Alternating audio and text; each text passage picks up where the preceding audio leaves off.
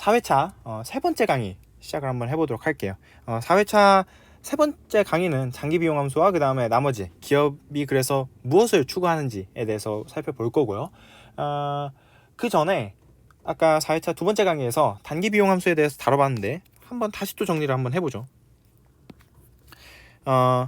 지금 잘 보시면 총 비용 함수는 이렇게 그려져 있어요. 그러니까 궁극적으로 생산 이론이 L을 얼마만큼 투입해서 Q를 얼마만큼 결정할 것인지를 결정한다면 비용 이론은 Q를 얼마만큼 집어넣으면 코스트가 얼마만큼 나오는지를 보고 싶은 게 비용 이론이에요. 자, 그런데 중요한 것은 이 L과 지금 Q는 동일하죠.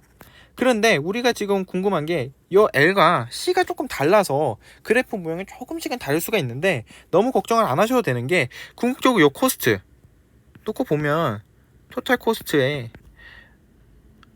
가변 생산 요소에서 나오는 비용, 가변 비용이 있을 거고요.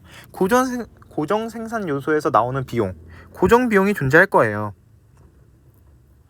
그런데 궁극적으로 이 가변 생산 요소에서 생기는 비용이 내가 얼마만큼 노동을 투입했느냐로 결정을 할 수 있는 거거든요. 결정이 되는 거고요. 그렇기 때문에 결국 같은 얘기를 조금씩 변수를 다르게 표현한 것일 뿐이에요. 서로 쌍방향적인 그러한 얘기입니다.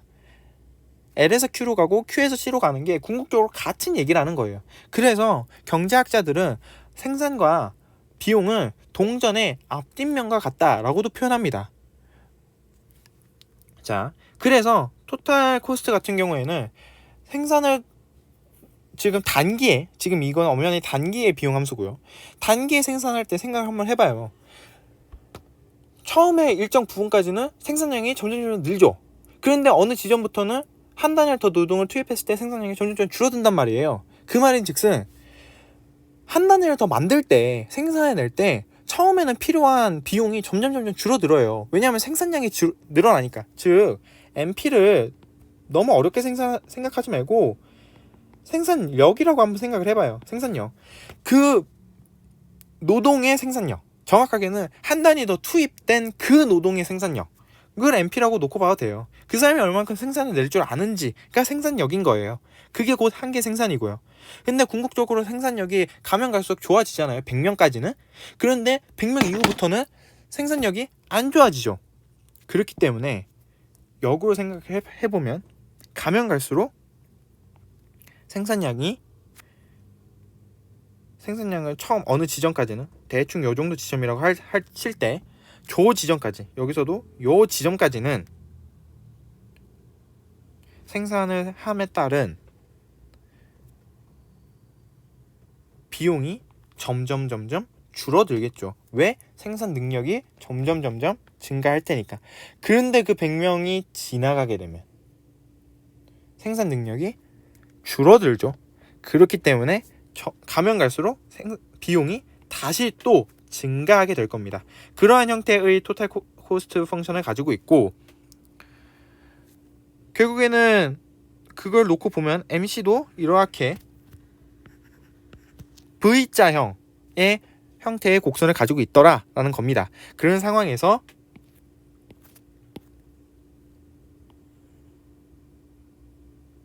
요 지점 그리고 요 지점에서 만나서 VC가 이렇게 지나가고 ATC가 이렇게 지나가더라 라는 겁니다.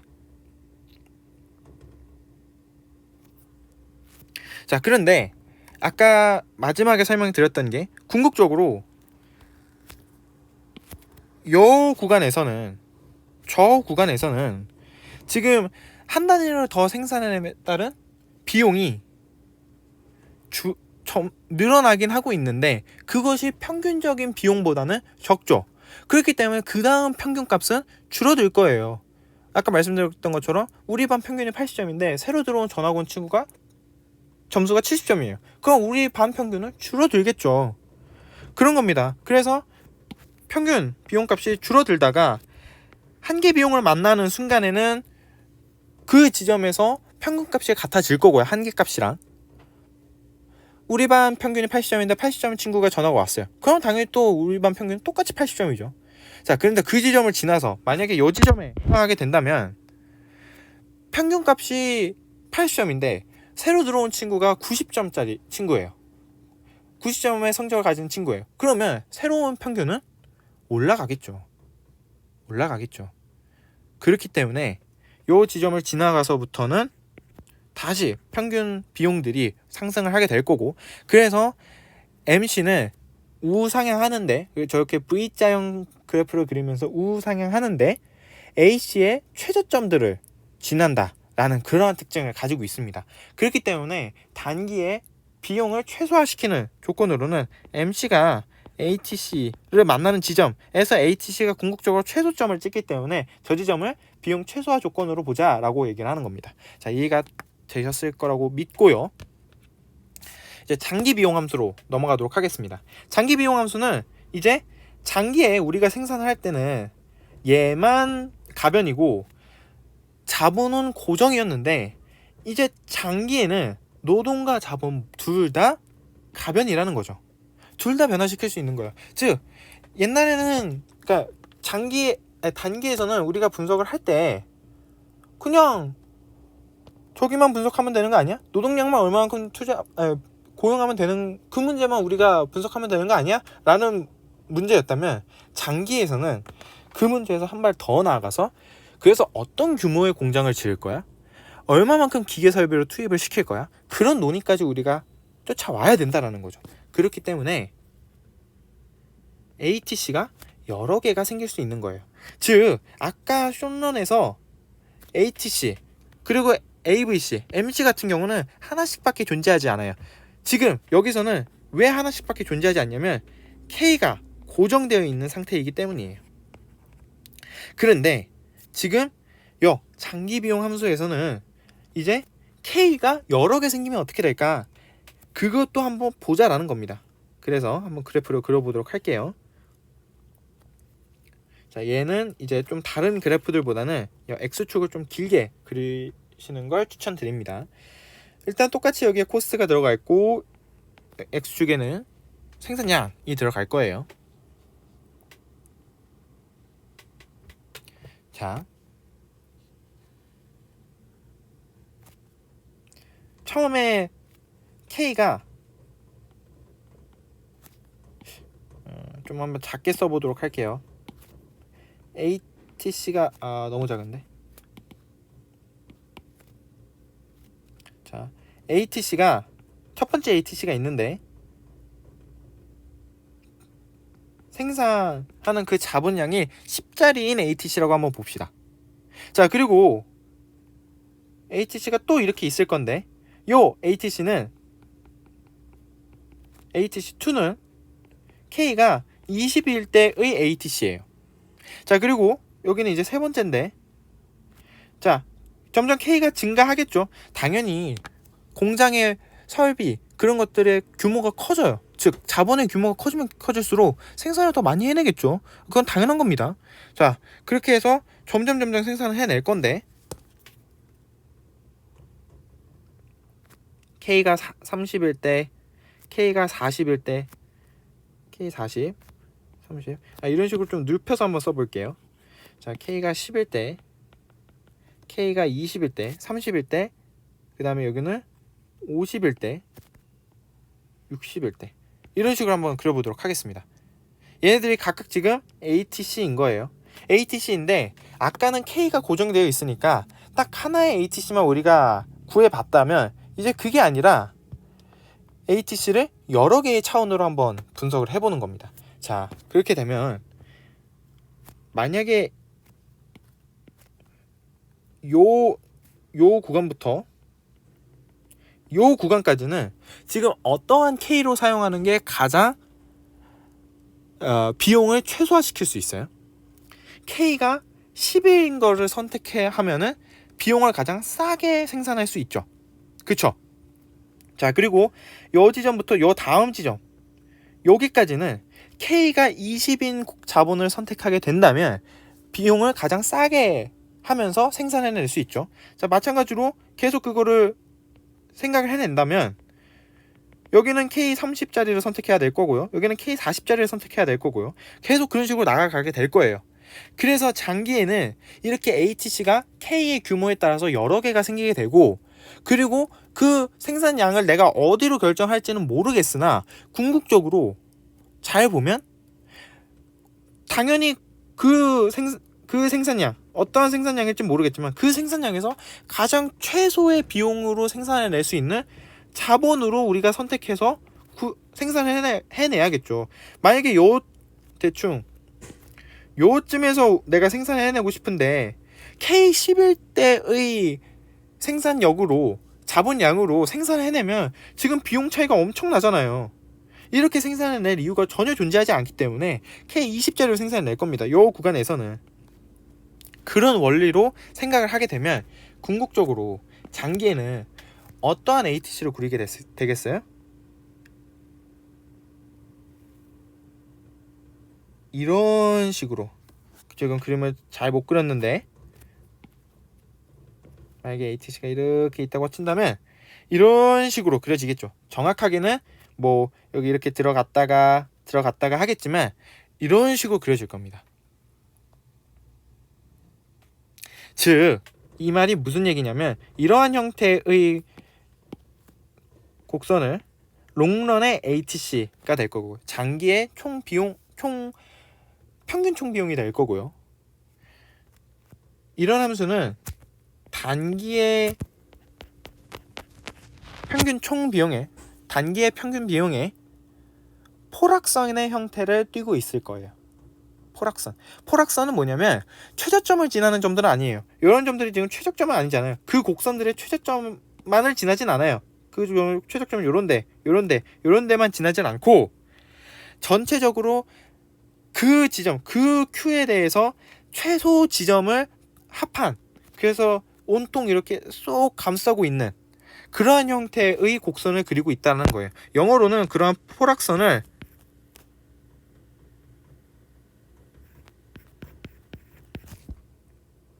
envelope 이거 스펠링이 맞나요? 포락선, 그러니까 하나의 포장지처럼 우리가 형성하고 있다라고 보는 겁니다.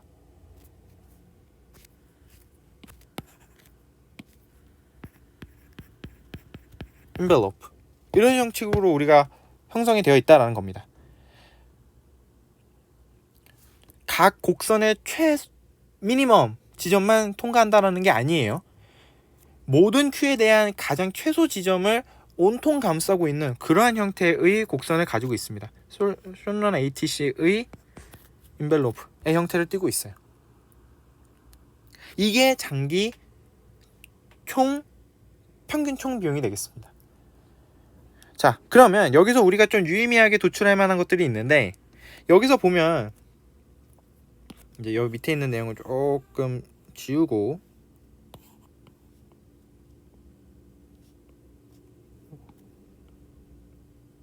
자, 요 구간에서 한 요 구간까지는 Q를 늘리면 늘릴수록 비용이 점점 감소하죠. 평균 총 비용이 점점 감소하고 있어요. 이러한 구간을 규모의 경제라고 얘기합니다. 중국이 대표적으로 하는 거죠. 생산량을 무지막지하게 많이 늘려서 총 비용 자체를 대폭 감소시키는 이런 효과를 만드는 구간을 일컬어서 규모의 경제라고 얘기를 할 거예요. 뭐 economies of scale 혹은 economic of scale 이런 식으로 보통 많이 표현을 하고요. 자, 그리고 두 번째로는 요 구간부터 한 요 구간까지는 Q를 더 늘림에 따라서 비용이 고정되어 있죠. 즉 내가 생산 규모를 늘린다고 해서 K를 늘린다고 해서 지금 정확하게는 C가 불변이죠. 이러한 경우를 일컬어서 규모에 대한 수익 불변이라고 표현합니다. 자, 그리고 마지막에는 너무 많이 생산을 해내게 되면 당연히 비효율적으로 생산을 해내겠죠. 일정 부분까지는 생산을 많이 해내겠지만, 예를 들어서 뭐 중국 같은 경우는 아직 규모의 경제 타입 안에 많이 들어와 있지만 예를 들어서 10억 개나 20억 개 이런 식으로 생산하는 공장이 있다고 생각을 해봐요. 공장의 규모가 너무너무 커서 관리하기가 너무 힘든 그런 공장이 생길 수도 있잖아요. 그러한 경우에는 K를 너무 많이 늘려봤자 오히려 생산에 대한 그런 비용들이 훨씬 더 많이 증대가 되는 거죠.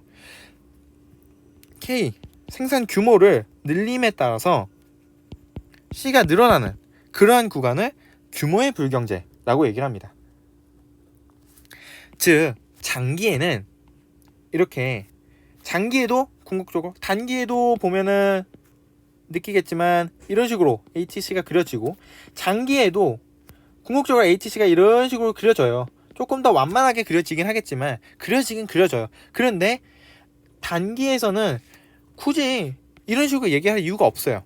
왜? 저기는 K가 고정이니까. 그런데 얘는 지금 K를 장기에는 K를 가변 요소로, 즉 내가 조정시킬 수 있다라는 거죠. 그 말인즉슨 규모의 경제, 규모의 수익 불변, 규모의 불경제처럼 K의 규모에 따라서 비용이 줄어들기도 하고 고정되기도 하고 늘어나기도 한다라는 겁니다.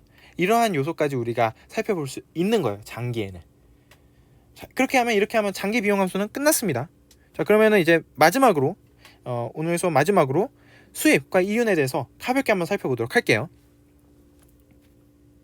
자, 수입에는 총수입과 평균수입, 한계수입, 요거는 지금 우리가 지금 세 번째로 해봤어요.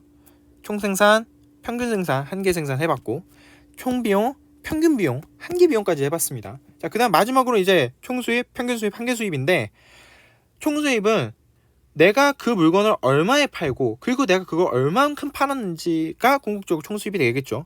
그리고 그것에 대한 평균수입은 말 그대로 내 총수입을 가지고, 총수입이 존재한다면 그 총수입에 대해서 한 개당 얼마만큼 팔았는지를 보고 싶은 거잖아요. 그게 평균 수입이고, 그리고 한계 수입은 상품 한 단위 더 증가시켜서 더 팔았어요.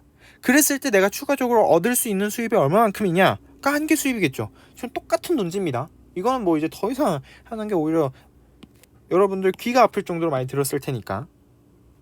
자, 그런데 궁극적으로 지금 우리가 생산도 다뤄봤고 비용도 다뤄봤어요. 생산의 극대화 조건은 MP가 0인 지점에서 TP가 피크를 찍었죠. 최고점을 찍었고요. 그 다음에 우리가 비용 극소화 지점 같은 경우에는 MC와 HC가 만나는 지점에서 HC가 최저점을 찍었죠. 그래서 얘가 이제 생산의 극대화 지점이고 얘가 이제 비용의 극소화 지점, 최소화 지점인데, 그 기업이 궁극적으로 원하는 건 뭐냐면, 기업이 추구해야 되는 건 뭐냐면 얘도 아니고 얘도 아니에요. 그럼 얘네들은 왜 배웠지? 얘네들과 관련되어 있는 궁극적으로 나의 이윤이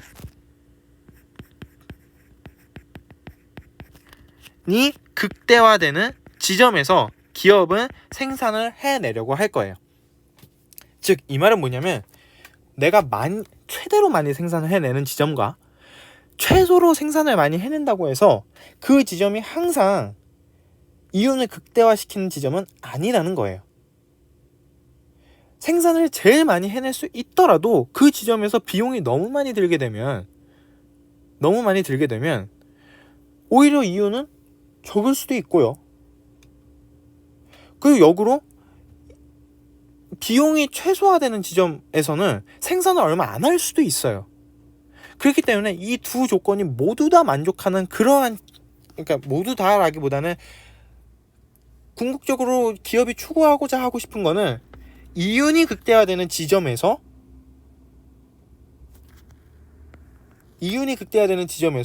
그 기업의 생산량을 결정하겠다라는 의미입니다. 이게 제일 핵심적인 논지예요. 자, 지금 이제 뭐 제일 중요한 내용들은 다 다뤄봤고요. 그래서 이제 총수익과 평균수익, 그다음 한균수익 같은 게 있더라라는 건데, 그러면은 이유는 무엇이냐인데, 이유는 바로 총수입에서 총 비용을 뺀 만큼이 이윤이 되겠죠. 그러면 우리가 지금 왜 생산 이론하고 비용 이론을 배웠냐? 간단합니다. 자, 총수입이 TR이고 토탈 레비뉴고 총 비용이 TC예요.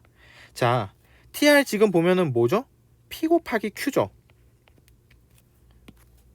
자, 이 Q 뭐로 정하는 거예요?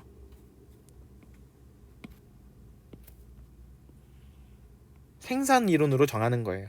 자, 그 다음에 뭐 요거는 지금 쉽죠? 요 TC 얘는 지금 뭐로 구하는 거예요? 얘를 최소화시키려면은 비용 이론으로 구해야 되는 거예요. 즉 이윤이라는 것은 생산 이론과 비용 이론의 궁극적으로 총합으로 이루어져 있기 때문에 이것을 동시적으로 우리가 고려를 해봐야 된다는 거죠.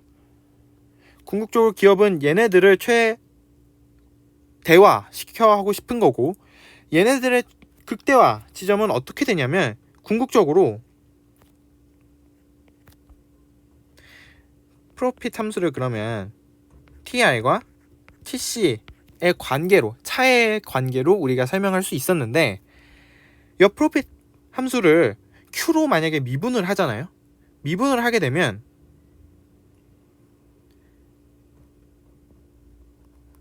MR과 MC가 0이 되겠죠. 프로핏 함수를 미분하게 되면. 그것도 정확하게 표현을 하자면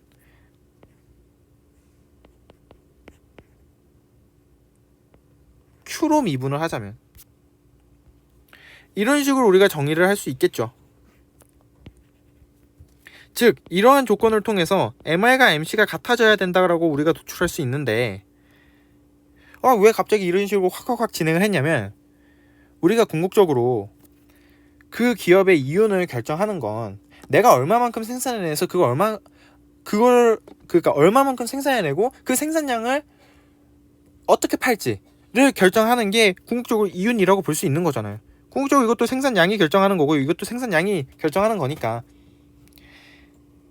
그렇기 때문에 생산량으로 미분을 해준 거고, 미분을 해주게 되면 TR을 Q로 미분했어요. TR을 Q로 미분하면 뭐가 나오죠? 지금 여기 나오죠. TR을 Q로 미분하면 한계 수입이 나옵니다. MR이 나오게 되고요. 그 다음에 TC를 Q로 미분하게 되면 뭐가 되죠? 한계 비용이 나왔어요. 그렇기 때문에 한계 비용이 나오기 때문에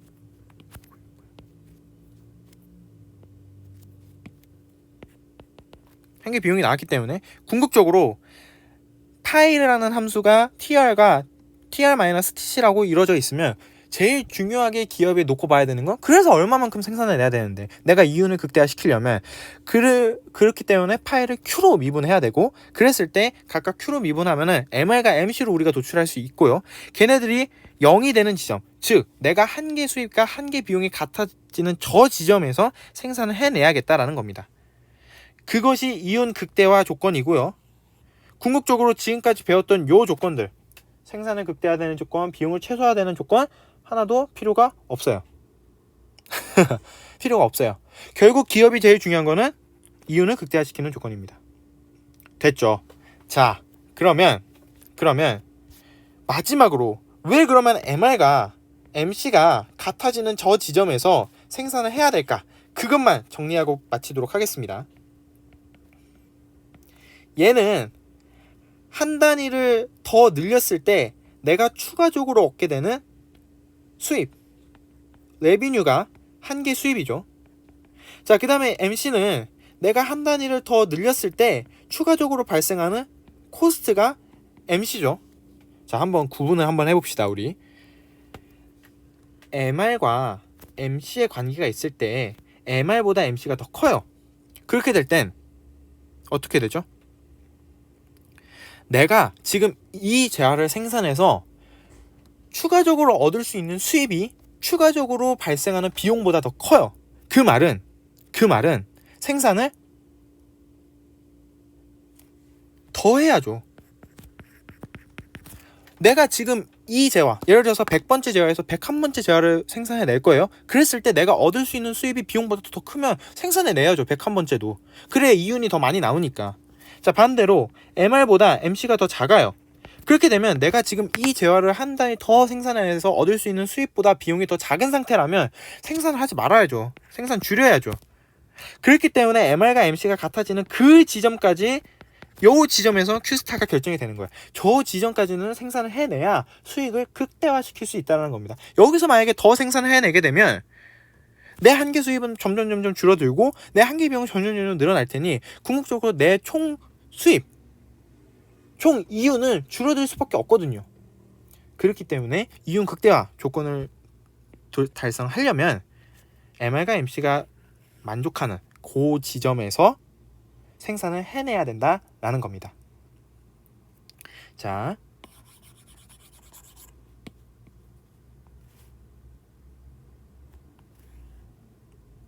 우리가 MR과 MC, TR에 대해서 한번 다뤘던 게 여기서 한번 다뤄봤었어요. 수요함수가 이렇게 있고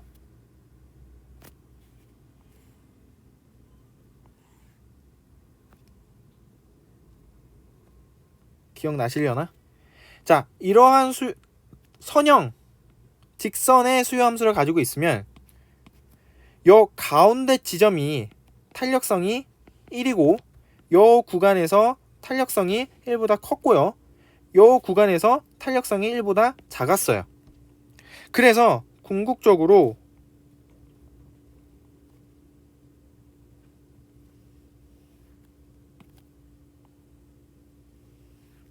한계 수입이 총 수입이 이런 식으로 감소하는 걸 봤었고 얘가 MR이었던 것을 기억하실 분들이 있을지 모르겠으나 이러한 곡선을 제가 도출한 적이 있었습니다. 탄력성 할 때 이렇게 곡선을 도출한 적이 있었어요. 자, 그랬을 때 만약에 예를 들어서 MR이 정확하게 D와 MR이 기울기는 2배고 Y절편이 같다 이런 식으로 도출한 적이 있는데 만약에 여기서 MC가 이렇게 지나가잖아요. 예를 들어서 자, 그러면은 여기서 해당하는 여 Q에서 그 기업은 생산을 해내야 이윤이 극대화가 된다. 그런 얘기입니다. 자, 오늘 되게 길고 되게 길게 왔어요. 생산 이론, 비용 이론 다 다뤄봤고 그러고 나서 다 다뤄봤는데 궁극적으로 그 기업이 추구하는 경제학적으로 우리가 놓고 봤을 때 기업이 추구하는 건 이윤의 극대화이기 때문에 이윤의 극대화를 정확하게 살펴봐야 되고 물론 그 이윤이라는 조건 안에는 생산 이론과 비용 이론이 둘 다 들어가 있다고 했어요. 그렇기 때문에 여태까지 그 두 개를 다 배워왔던 거고요. 그런데 궁극적으로 가치가 같아지는 저 지점에서 생산을 해내야 된다라는 거였고요. 이것을 통해서 우리가 기업 이론을 전체적으로 큰 개괄을 다 해봤습니다. 다음 5회차에서는 이제 이 기업이 얼만큼 생산을 냈는지 결정을 했으니까 요것을 넘어서서 그러면 각 기업들이 어떤 시장마다 어떤 스탠스를 가져가야 되는지까지 한번 다뤄보는 그런 시장 이론을 다뤄보도록 하겠습니다. 자, 오늘 다들 수고 많으셨고요. 오늘은 여기까지 진행을 하도록 하겠습니다.